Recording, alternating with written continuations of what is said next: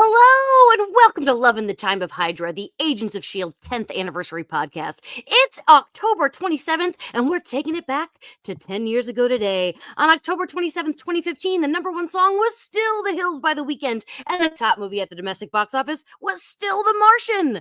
Comic book TV fans were discussing the last night's series premiere of Supergirl. John Cleese turned 76, and Kelly Osbourne turned 31. But the most important thing that happened on October 27, 2015 was the Agents of S.H.I.E.L.D. episode 4,722 hours, aired on ABC at 9/8 Central. Hello, I'm Jamie Jirak, and I'm here with my boyfriend, co-host, and level 3 Agents of S.H.I.E.L.D. fan, Tony Paletto. Hi, Tony. Oh, hi, Jamie. Thank you, everyone who's here and watching and listening along. I can't remember if we have a guest. Do we have a guest today? I think we actually have two guests. It's a all right. pretty big day for Lido. Mm. We've got two awesome people on the show today. First, he wrote 13 episodes of Agents of S.H.I.E.L.D., including 4,722 hours. Then she starred in the series. She brought 4,722 hours to life. We've got Craig Titley and Elizabeth Henstridge here. Hello. Yeah, there they are. Welcome. This is cool. It's so great to have you both. This episode means so much to the fandom. It's one of my favorite episodes of television in general. Elizabeth, since day one of this pod, I'm like, we need Elizabeth for this episode. It's the number one goal. 10 years later, how does this stand out for you when you reflect on making the show?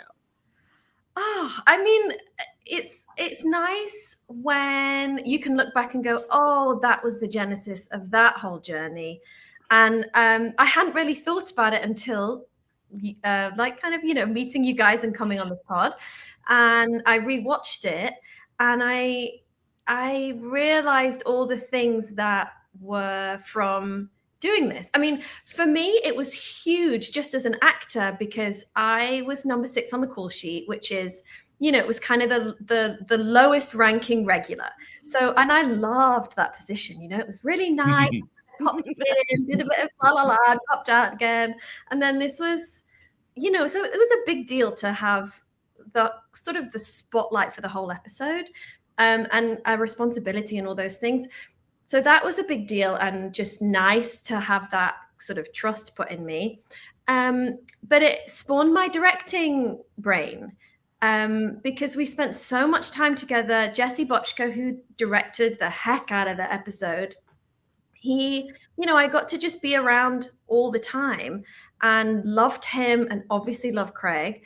And the three of us became this great team, and Keith Potter, who AD'd this episode, which was a very difficult episode to really do anything on, but particularly assistant direct. And so it just kind of switched me on to a different lens, really. And then I think it was a really nice twist in the FitzSimmons saga of it all. Yeah. Absolutely. I'm glad, bringing up Jesse. Jesse directed 3 of my top 4 favorite episodes. It's crazy. Awesome. And then Craig over here, we're writers, so we're tipping our hat to Craig all day. Craig, you've worked on things that really stood the test of time. There's a Scooby-Doo poster right behind you. We all know. How does it feel to be 10 years away from this episode that had so much impact? It's freaking me out that it's been 10 years first off, because it does not feel that long ago. But it's funny, I'm always asked about, what's the favorite thing I've ever done that I'm most proud of, and it's this episode of television for a lot of reasons. Because I think it just turned out beautifully. Everybody was on their A game. I mean, Jeff Bell's marching orders to Jesse, to all of us, make this one look like a feature. And I think we did. I think we pulled it off. And then also getting it through the network was easier than it should have been. Because first of all, networks like to play it safe, right? So okay, we're going to do an episode where it's basically just Elizabeth, not the rest of the cast. Normally they'll be like, you're crazy. No, they're like, okay. We're like, oh my gosh, we made it. And then we're like, and it's going to have this weird blue tint over it. It's weird, which usually they're like, no, people will freak out. They'll change channels because they don't do, and they let us do it. And so I'm sort of proud that we got it made. I'm just proud of the way it turned out. So yeah, it's 10 years of pride.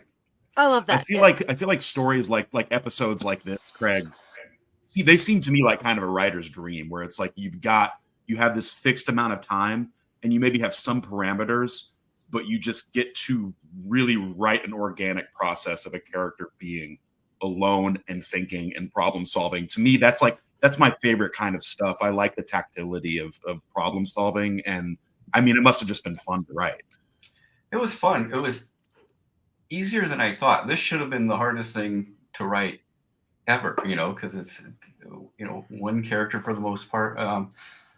But we had, a good crew in the, true story. This is the longest story I'll tell you. So we debated a long time. Should this just be the B story or should it be a full story? We all wanted it to be full story and we're worried about the network. So when we just committed, this is going to be an episode, the full A story, right? And then I was going to write, because I was like, I was telling Jeff Bell, I know how to do this. Don't panic. I have this. I got this. And so he took a leap of faith, went to the writer's room with Brent and Monica. Now, usually once you peel off and go to the writer's room, it can be a week until you figure out the shape of the story. Then you have Jed, Jeff, and Marissa come in. You pitch them that. We went in the writer's room about 10:30 in the morning, just me and Monica and Brent. And Brent did this masterful thing, and I found it. He's like, because we have chapters, right? Each act is a chapter, and he just labeled these. Act 1, Simmons alone. Act 2, Simmons captured. Act 3, Simmons, Daniel versus the planet. His character name was Daniel at one point. Act 4, a mission and a monster. Act 5, the last day. And we just, by noon, by lunch, we had it figured out, which is normally a week. That's so great. And we told Jeff, cool. Jeff and Jed and Marissa, and they were laughing. We're like, no, we're serious. They're like, what? It's a prank. This is supposed to be, we thought it was going to be weeks to figure this. And we got come in and we pitched them this. And they're like, oh my gosh, go. So nice. Just everybody was in sync. It was, anyway. We're talking about the difficulty of writing, but Elizabeth, I think one of the main themes of acting is reacting. But a lot of this episode, you're acting against yourself, and which could be fun or could be terrifying. Do you remember that process of as an actor? Yes, it was actually.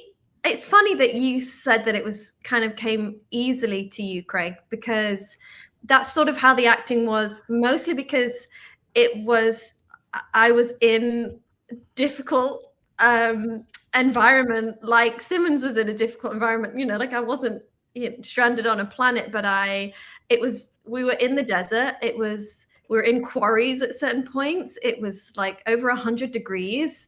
There were no shade. So it felt like we were doing something hard. And we were very, we were a studio show. So it's everything's air conditioned. There's snacks everywhere. We all have trailers. It's so, we're spoiled, basically. And then all of a sudden, the whole crew goes and stays in a motel somewhere north of LA for however many, I think we were there for maybe a week or something, all those exterior scenes. So it felt very different. Everybody was out of their comfort zone. And like Craig was saying about having a great writers team, we have a great crew team as well. So I never felt like I was alone. And I think that's why it spurned sort of me seeing things in a different perspective, because I was then on set all the time. There was no trailer or I guess there was a trailer at certain points, but it wasn't really hey, here's where you go sit down and chill out and cool off. It was kind of guerrilla style shooting, because we couldn't, a lot of the time we didn't have lights, we're outside. I think it was Kyle on the A cam at the time, Craig, I don't know if you remember that. Yeah. And it was just okay, everything handheld, let's all trek out to this hill. This looks like a good hill. All right, get down. We're trying to blow the wind. How do you even get power out there in Trona where we shot it? So it was pretty crazy shooting conditions that I don't think there was time to feel lonely, and I think we'll to the next episode after this, which I won't spoil, but it was been to battle. We came back and like none of us were the same. I love that. I feel like this is a good moment to I just want to say hello to everybody in the chat. This is definitely our busiest chat since we had Clark on. So thank you. We just love having the cast here, and the chat loves it so much. And Elizabeth is already nailing not spoiling future things, but I do know that we have some first timers in the chat. So Tony, do you just want to give them a little explanation of how we work over here? Yeah, the way this works is Jamie's seen the show 100 times because she's obsessed. I'm watching it for the first time each episode on the 10th anniversary in which it was released. So I have been we're in the 3rd year now, and I am exactly this far into the show. So if you want to say anything pertaining to future episodes, just say spoiler alert in your comment, and that applies to this podcast and also to our Instagram and our Blue Sky and all of that. Hashtag protect Tony. Keep me unknowing and safe. Yeah. Oh, I've talked about this a lot, but it's hard. Sometimes I just have to lie in life to Tony so that I don't spoil the show that I love so much. But yes, thank you again. You guys are all awesome, and I know that you guys have questions for Elizabeth and Craig. So towards the end of the show, I'm going to ask some questions, but don't put them in now because I won't see them, and then it'll be sad. I have so many more things I want to talk about, and then we're going to go through the episode a little bit on specifics, but I really want to shout out Hannah Betts. Elizabeth, your stunt double. Yeah. Simmons falls a lot in this episode. She does fall a lot. Yeah, Hannah's amazing. What is it like? When you're working with, especially an episode like this that's all you, so physical, how do you communicate with each other? So this was actually, Hannah started as a skydiver. So at this point, I want to say this was one of her first stunting jobs. I'm pretty sure that's right. It's hard to remember now going back. But Simmons hadn't really needed a stunt double up to this point. Right. Right. So Hannah came on as kind of a newer stunt woman, and I was newer at doing stunts. So it was really lovely that we could both, and she's British, So then we had this really nice rapport of just kind of neither of us were trying to know what we were doing, in a way. Obviously Hannah did, but it's also new. And so, yeah, we just immediately clicked, which I think is really... It's just nice when that happens because there's not a lot of time to say, hey, let's, have a deep and meaningful by the truck. It's like, no, you got to go. We're here. And, so, and although it all looks dark in the show, we shot it, we needed bright sunlight. So there was always, a kind of a ticking clock. But she was great. And, we spoke a lot about, we didn't want Simmons to fall like she knew how to fall. Which is easy for me, but harder for Hannah because, obviously Hannah is a professional faller. We spoke a lot about that, about how it needed to look stumbly, and especially as she was getting hungry and thirsty, and you kind of lose control in a different way. But yeah, she was great. And I'm sure she wasn't covered in bruises, probably, but I was absolutely covered in bruises because I did want to try, because none of this stuff was obviously it takes skill, but it wasn't like, I didn't have to drive a car and stop at a certain point. I just had to fall over. So let me kind of do a bunch of the stuff as well. So that was nice. But yeah, she's incredible because, like I say, it was really hot and it was difficult conditions. And then you're, sprinting, a few hundred times. It was. Yeah. You did a lot of the grueling stuff on your own. There are photos, like I remember when you were climbing up the hill and they're literally blowing sand at you. And there are pictures of you, like after the take, laid out on the ground with people putting eye drops in your eyes to get the sand out. Like you were doing that's why you're covered in bruises. You were doing a lot of the stuff yourself. I mean, probably more so than we probably should have allowed. You were up for it. And I don't know how you did it, because like I got sunstroke, Jesse got sunstroke, and we're in this little shaded tent with their blowing cool air in, and you're out there in the sun and you're surviving all this stuff and we're dropping like flies. Oh, I don't know. I mean, you get a lot of we were very looked after, but yeah, there was one day in particular where it was me and Kyle. Kyle was the camera guy, had the camera on his shoulder, and we could just, we were like on top of a rock or something, and we just looked round, and one by one you just saw people go down, because it was, you do just get. I got sunstroke one day, and you have to kind of go and lie down, and just it was.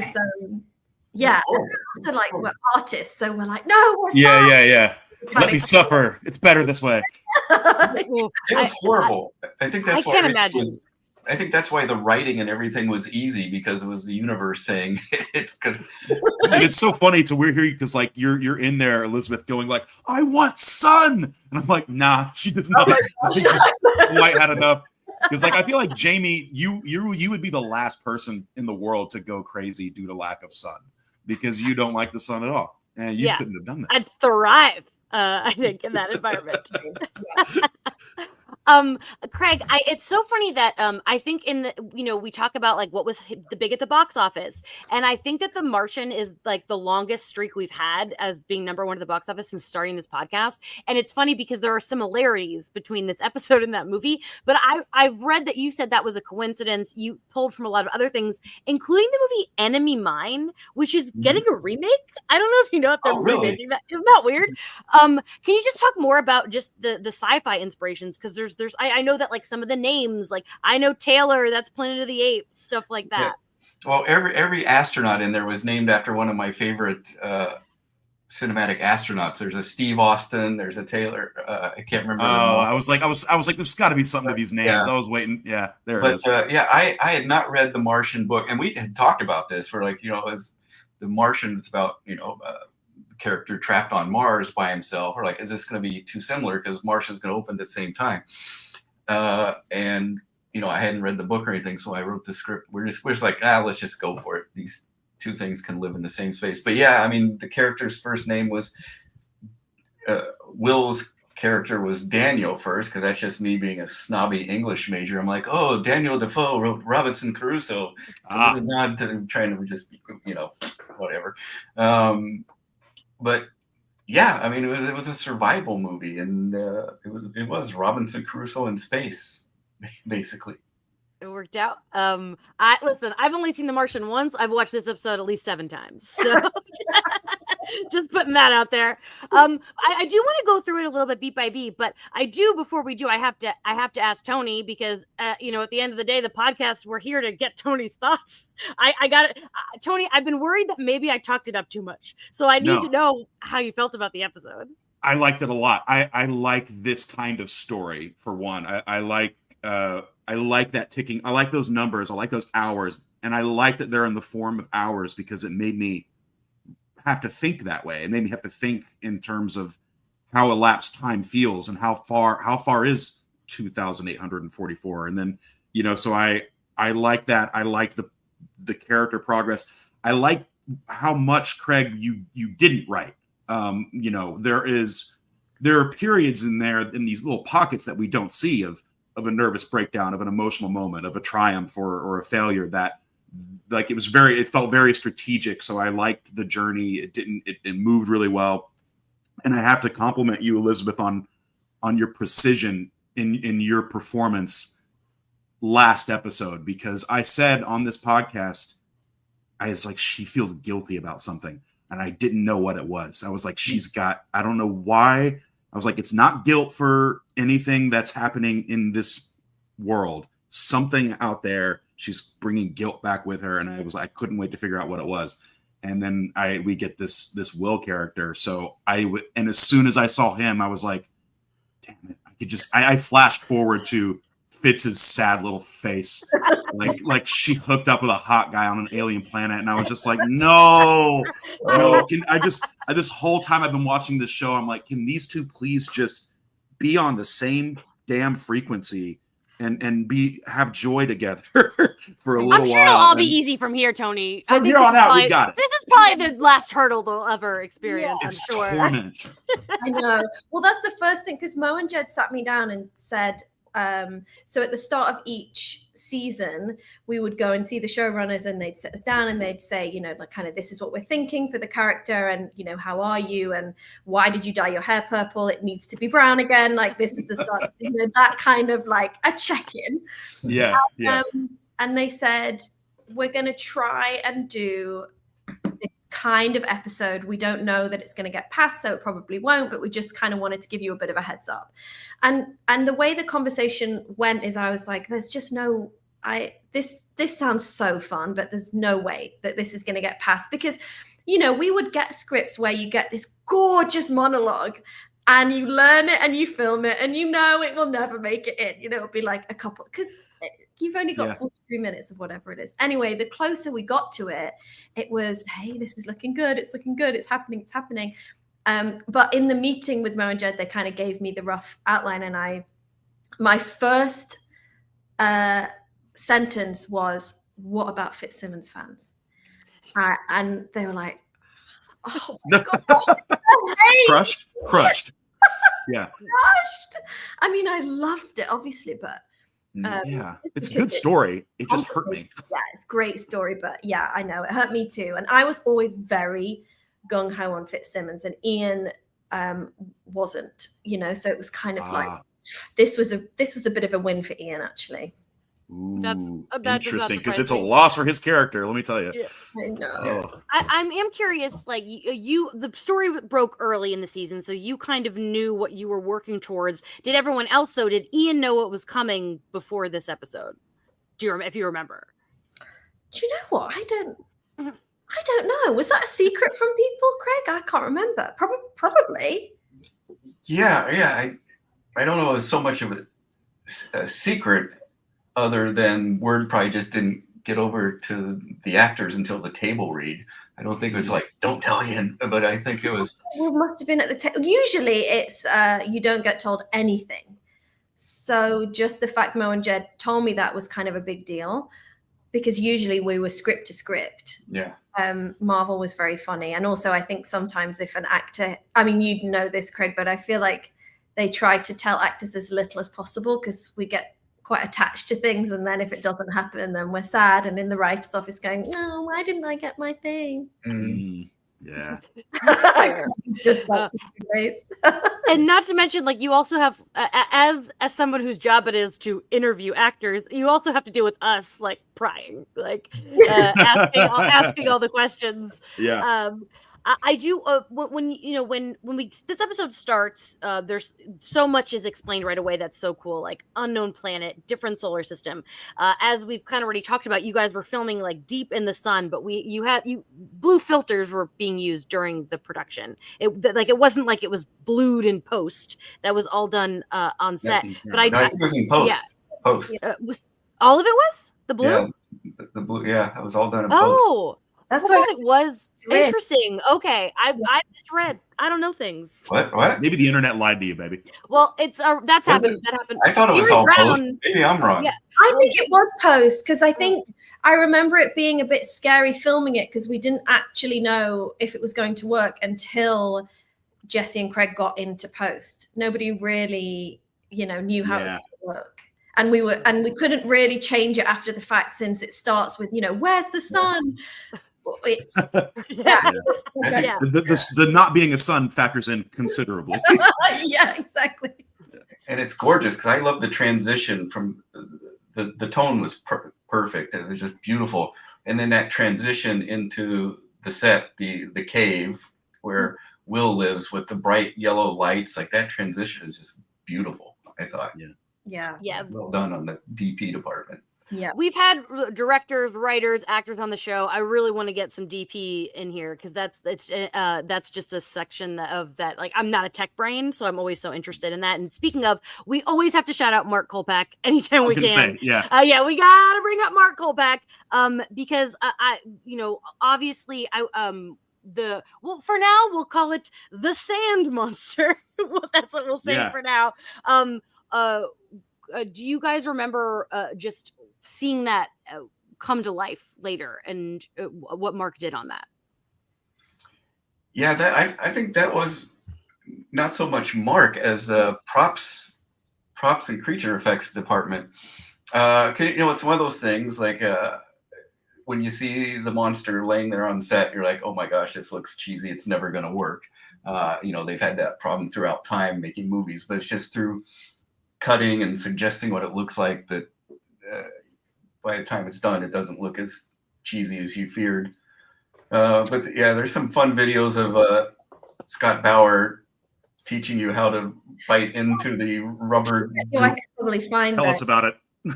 It's just it's this explanation of it.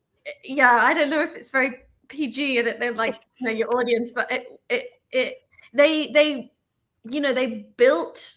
Props are incredible because in it, you just kind of say the most crazy things, and we'd never really done jelly monsters before, I don't think, right?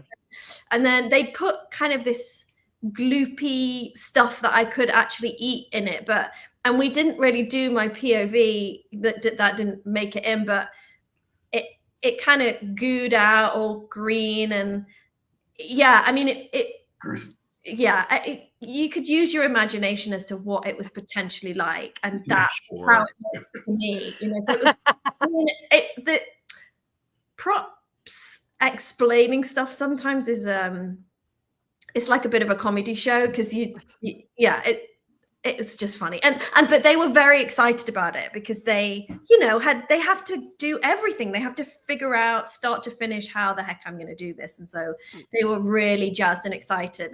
And that's the other thing about this episode is every department had to do something very different to what we'd been doing for the past 2.5 years. So everybody was kind of jazzed for a new challenge. And then we had remember for the water scene with the monster, we had like a special puppeteer person come in. Yeah. And so they were in a platform in the lake that they created. Yeah. We were in a quarry at that point. So they dug was that the quarry? Or was that Trona? I think that was Trona. Yeah, that was Trona. We had to actually build that little pond. That was my next question. I literally wrote, Elizabeth, what are you swimming in? Yeah. Did you find an actual oasis? Yeah. Imagine. No, I mean, goodness knows. I don't know where the water came from. I think I did drink it, but I'm sure that was unrelated to my health issues post. But yeah, it was. Yeah, we built that right and lined it, and then it's just like a little swimming pool. And little swimming pool, and then the puppeteer person sat on that platform, and so that the way that the kind of tentacle that we saw moved was all done with pulleys. So it's just hilarious because just off camera is somebody sitting there pulling these levers, and you then have to pretend that it's just obviously not there. It was just the least scary looking, like this lovely looking person just kind of cheering, and then it's got to be the scariest thing ever. But actually that was some of the best stuff to see because film because it was cool in the water. Yeah. And wasn't there a diver underwater that pulled you down as well? Somebody in the dive seat? Dive under the water. Yeah. Cool. I can't remember who that was now. Maybe it was Tanner Stunts. Yeah, they yanked me down. Mm-hmm. Yeah. It's also quite scary because you don't know when, when it's happening. Oh, right? Yeah. There's no acting needed for that one. I'm such a puppet person. Like I wrote so many things in my notes about that puppet. And I before we move on from it, because I could talk about it all day. Craig, is that when you were writing this, is that how you pictured it? Did it come to life similarly as it was on the page, or did concessions have to be made? Yeah, no, I think it. That's again why I'm proud of this episode, because usually there are things like, oh, that's not what was in my head because it's just impossible. But I'm like, yeah, pretty much everything that was in my head is there on screen. Everything looks exactly the way I imagined it. And again, puppets like that, like you can go really south fast and just look like you're really wrestling a rubber hose. But through the miracle of editing and good props and good orchestration, it looks pretty cool and creepy. Yeah. Just I love it. And that, Craig, I feel like the episode in the cut, wasn't it 18 minutes longer? There was the feature cut. There was a first cut that Jesse did that was over an hour, I believe, and it was wonderful. And there was talk at the time. This is when DVDs were still a thing. Like, should we do a full extended cut of this that will exist forever that could go on like a bonus DVD. It was a thing we talked about because it was like really cool, but the sort of the bean counters like, no, we're not going to do that. That's extra production cost, and who cares? Just get it down to 42 minutes. Okay.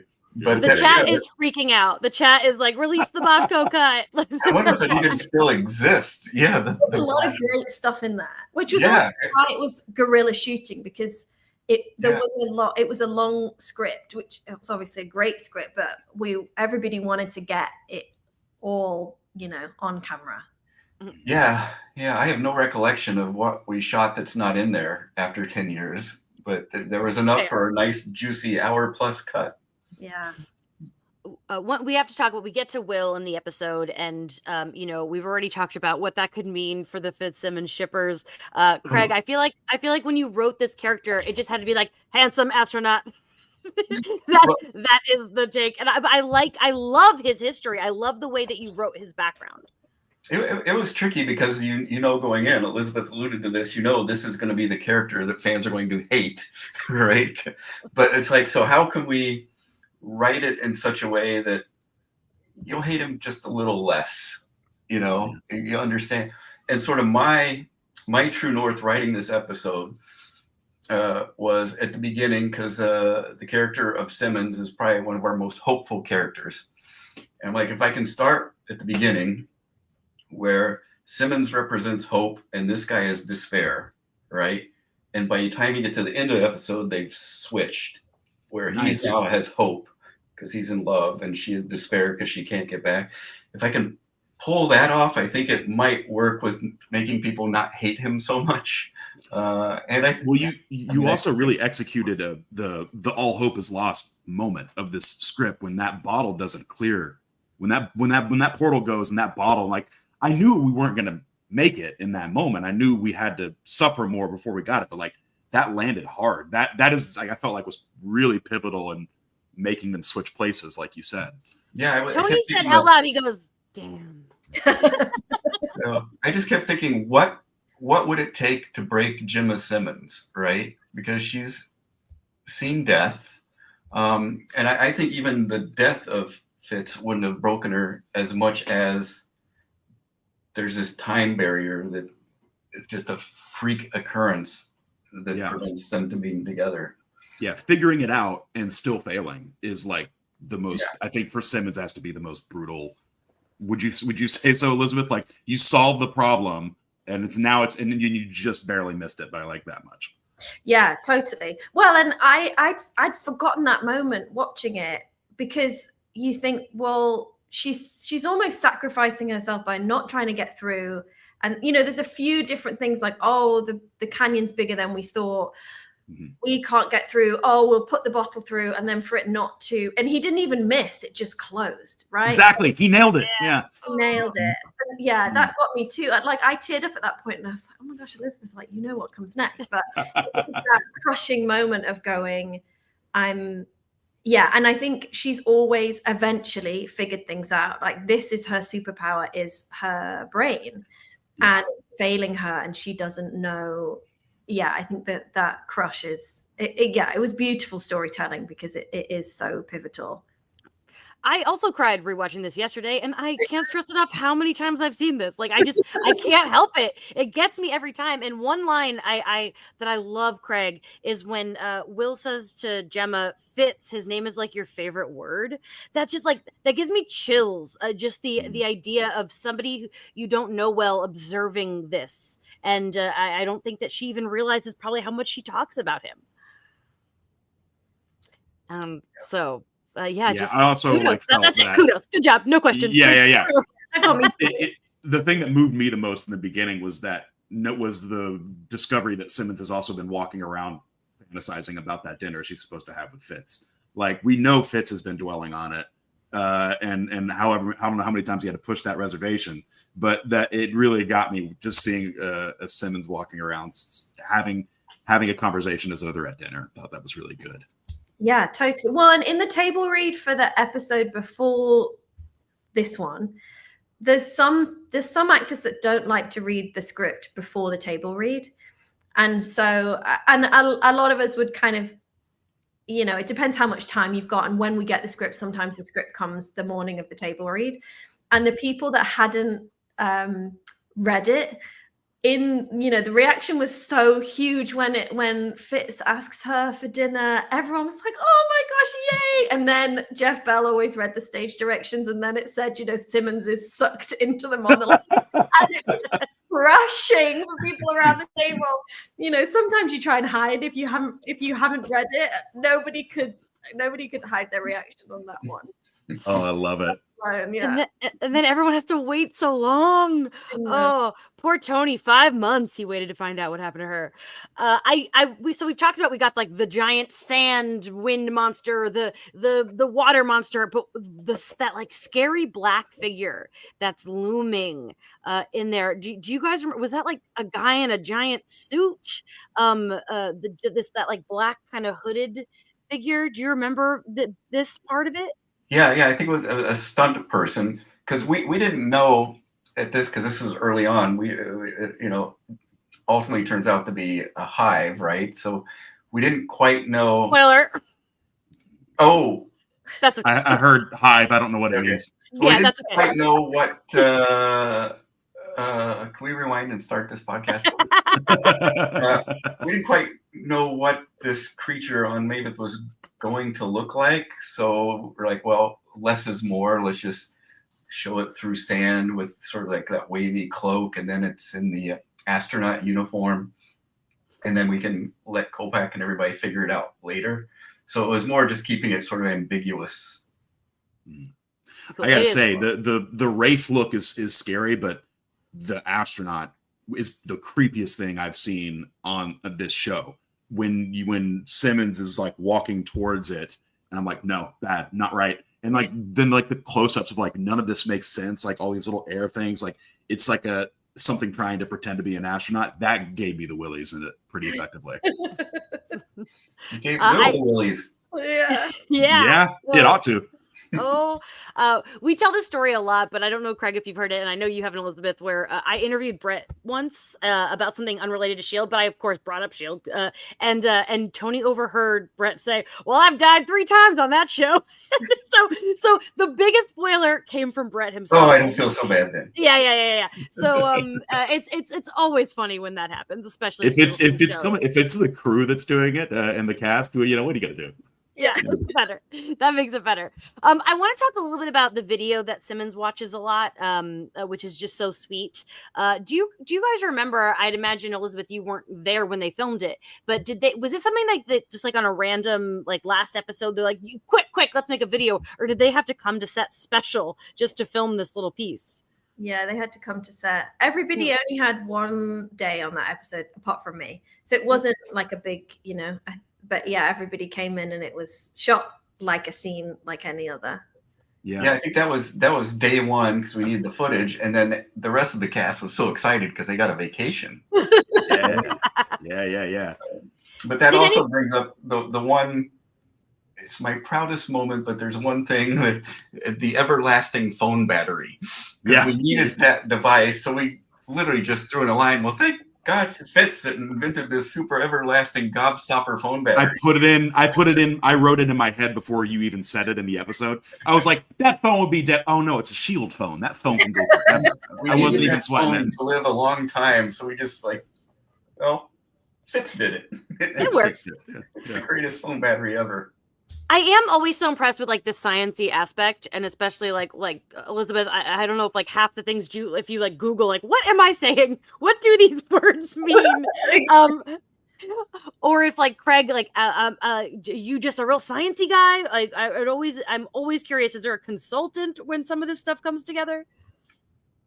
Sometimes there's a consultant if it gets really, really crazy math, but I think all the math of this thing and the planetary stuff and the alignment, I think we all just in the writer's room just sort of came up with a general ballpark, and then I just had to sort of make as much sense as possible. But that was always tricky. It was like a little head scratcher, like the alignment of the planets and where does the portal move and all.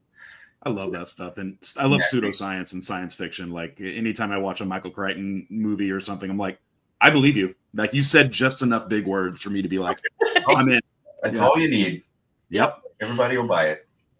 There are a couple things I want to ask everybody because the question comes up a lot. If you're like stranded on a desert island, or in this case, a planet, when you get home, eat, shower, sleep. What is the order you would do it in? Craig, do you know the order that you would eat, shower, sleep? What would you do first? Eat. Elizabeth, do you know your answer? Shower for sure. I would also shower, 100%, no question. Tony? Shower, Yeah. eat, pass out. Yeah. Respect, love it. There's the other one is this old bottle of wine that's just vinegar that you spit back in. I'm like, I would have drank it still. I don't care. It would have been a taste. It would have been yeah. flavor of some kind. Exactly. Yeah. And I want to shout out to Anne Foley, who was the costume designer. Oh, we've had Anne Foley on the show. Oh my gosh, she's incredible. And we had so many conversations about the breakdown of the costume, because that's really that was a major way that we showed the passage of time. There wasn't really a whole lot else that changed. The hair and makeup, but it's like, she was able to wash her face a little bit, and we basically had no makeup and like a very little hair situation. So costume was really massive in showing the passage of time.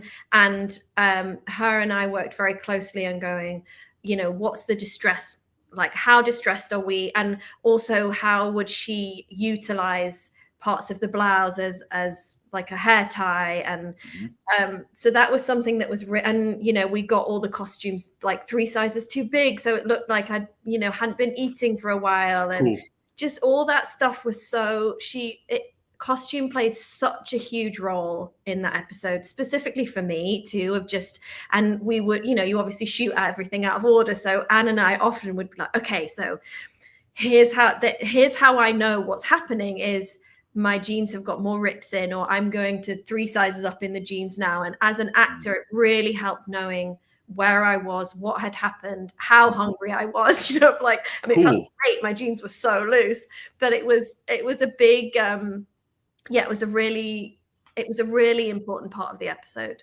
And that shirt, the blouse, she had to find fabric and then make the blouse, because the blouse we bought months before, and then all of a sudden needed again. And, so she really did a lot of gymnastics to make it look good. And, she nailed it. Yeah. And a shout out to Mel, our script supervisor.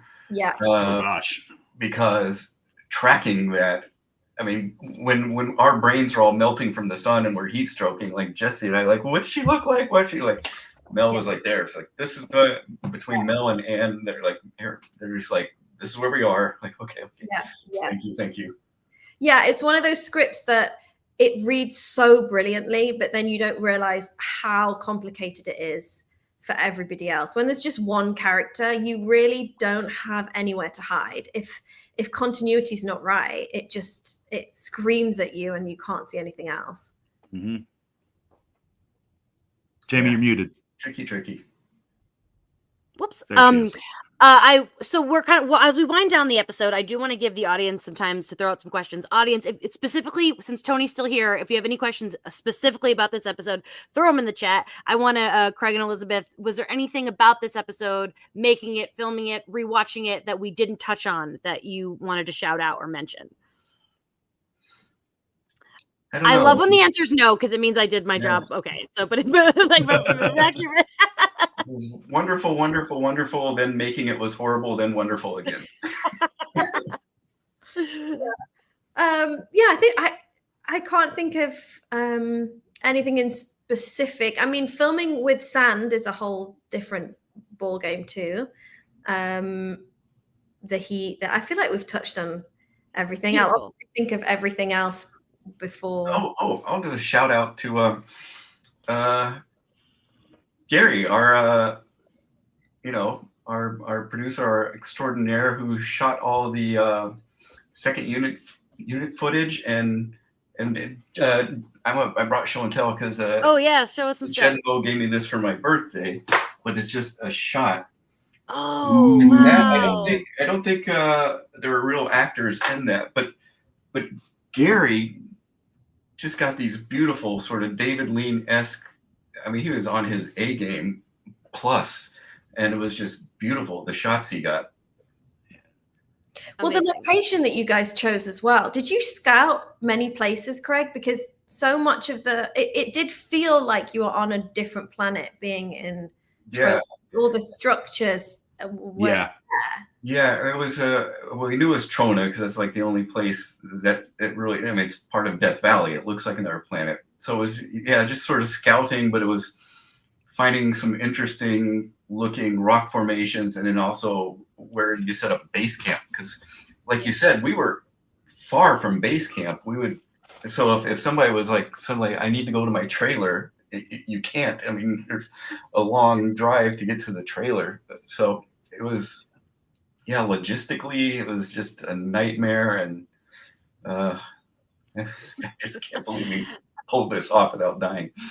I think that we were just listening yesterday. We listened to Jack Black on Amy Poehler's podcast, and they were discussing like the easier sometimes something is, maybe the worse it turns out. The harder it is, the better the result, which I think isn't always the case, obviously, in filmmaking, but I think that it can happen that way. One question that I think is interesting from Defrosted Robot in the comments was there significance at all to 4,722? Did you land on that number for any specific reason? Yes. This is sappy. Between season 2 and season 3, on our hiatus, I fell in love with a girl from another country, and I calculated how long it would be till I saw her again in days, and then when we knew it were going to be days, it added up to 4,722 hours. So, Craig, Craig, that is so damn sweet. Yeah. No wonder all the sweet romance lines are so good in this episode. Oh. Yeah, he was coming from the heart here, buddy. Yeah, I love that. You have color correction on my face. I saw it. No, I saw.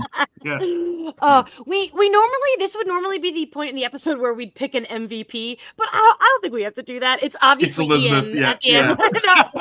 Elizabeth, tour de force. Elizabeth was named TV Line's Performer of the Week that week, which is a fun little thing. But we won't gush too much, Elizabeth. But I did write in my notes 15 times. God, Elizabeth is so good. She's so good. Yeah. Should have been an Emmy. Thank you. Yeah.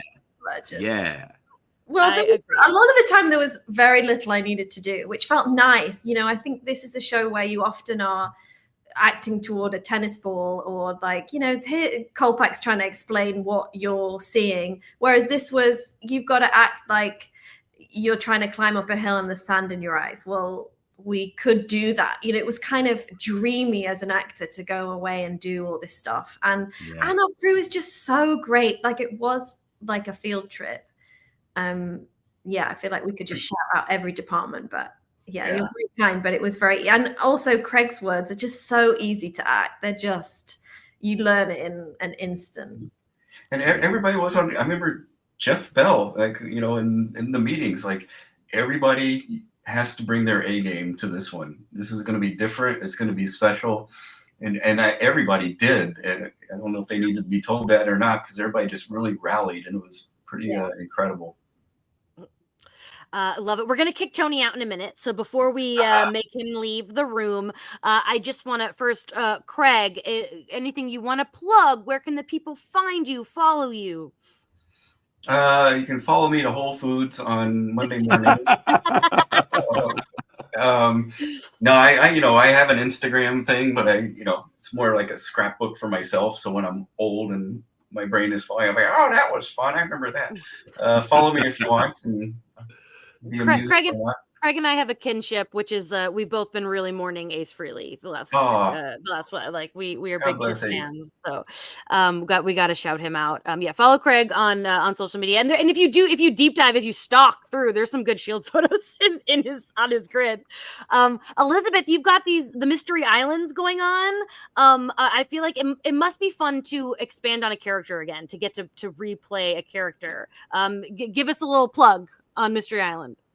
Yeah, I've got to work a bunch with Hallmark, which has fit nicely into my life right now.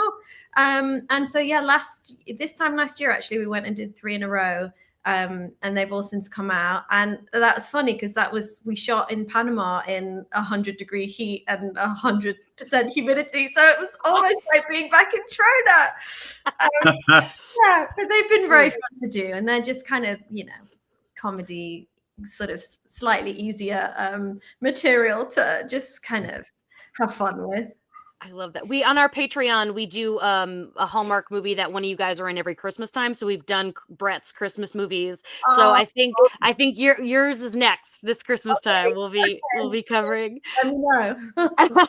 Also, Elizabeth, mark your calendar because July 22nd, 2030, we need you to come back to talk as I have always been.